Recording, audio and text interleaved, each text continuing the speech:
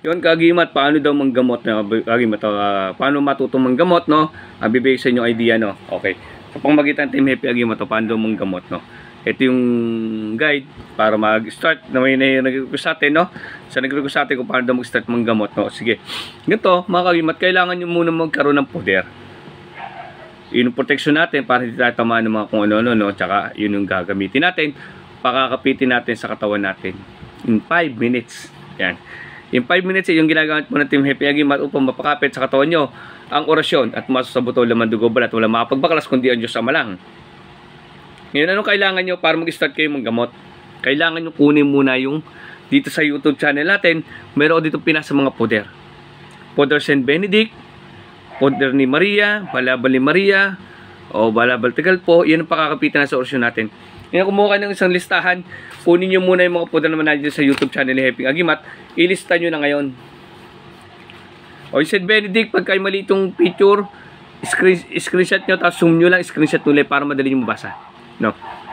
Kukunin nyo sa YouTube channel natin, yung mga orasyon na binigay ko dito, tapos pakakapitin natin in 5 minutes sa katawan nyo. Kung hindi kayo mayroon akong guide dyan kung paano pakapitin. May guide din po ako dyan kung paano kapitin. May guide din po ako dyan kung paano magagamit, no? Okay. Mga kagimat, no? Kung hindi nyo makita, hindi nyo mapakapit yan, i-PM nyo si Commander Bukay. Sa Commander Bukay, yung Commander, tapos yung Bukay niya ay B-U-C-A-Y. Ang logo niya ay kulay dilaw. Oo.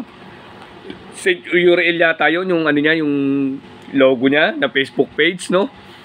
Ipalo nyo lang, no? Tapos pagka na doon na, pwedeng through online namin kayo pakakapitin. PM siya na magpapakapit kayo ng orasyon, pakakapitin natin sa katawan nyo yan. Ngayon, pag kumapit na sa katawan nyo yan, iyan ang start na matututo kayo manggamot. Kung kaya makapag-Tagalog, Tagalog gagamitin nyo para mapanggamot kayo. Bibinyagan natin ang pangalan yan, no? Kagaya nung start nung ng mga ginagamot namin, nakakapag-Tagalog kami, no? Iyon yung mga kakayahan, no? Tapos meron ako mga guide sa YouTube channel natin kung paano magagamit yan. Kung paano pakapitin, kung paano magamit. Opo. Mas kailangan po natin para gusto mas malakas, mas maraming poder, mas maganda po. Kunin nyo lahat ng poder na meron ako dyan. Yan po yung start. Pag napakapit nyo sa katawan nyo, sundan nyo yung isang video ko, na andun yung channel ko, sa video sa Facebook, tsaka sa YouTube, no? Nandiyan po yung ating channel na mag-guide kayo kung saan nyo magagamit yan, anong kakayahan, no? Kung paanong pagkakarga din ng mga gamit, no? Pagkakarga sa katawan, meron po yan, no? Kunin lahat ng poder ko, yun na po start. Pag napakapit nyo na yan sa katawan nyo, na hindi na kayang baklasin, ay magkakaroon ka kakayahan makagamot pamagitan ng Tagalog. Tatawagin mo ng kaibigan, baklasan mo to. Yan, kagimat, ang kailangan nyo, kunin nyo lahat ng orasyon dito para start ng matuto kayong manggamot. Hindi mo kailangan makipaglalad ng manggamot. Ang kailangan mo lang, protect yourself and your family. Lahat po ay may kakayahan po. Ilalabas lang natin yung kakayahan nyo. Opo. May kakayahan kayong makagamot.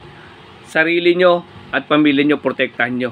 Hindi nyo kailangan magbayad ng manggagamot. Hindi nyo kailangan pumunta sa mga manggagamot upang magbayad lamang. Hindi nyo kailangan magbayad. Nandito na Team Happy Agimat, tinuturo namin sa inyo kung paano protektahan sarili nyo at tsaka yung pamilya nyo, di ba? Protect yourself and your family. Hindi mo kailangan pumunta manggagamot. Papatawas ka pag kailangan nyo na namang matuto ng saglit lang. Simple po, wala kahirap-hirap ang gagawin natin kasi hindi naman pinahirapan ni Yeso Cristo ang mga apostolis niya para manggamot. Ang sabi nga niya, bago umalis dito sa lupa, sabi niya, kung anong ginawa ko ay gawin nyo rin. Bumuhay kayo ng patay, magpagaling kayo ng miketong, magpamulat kayo ng bulag, di ba? Yun po bago umalis.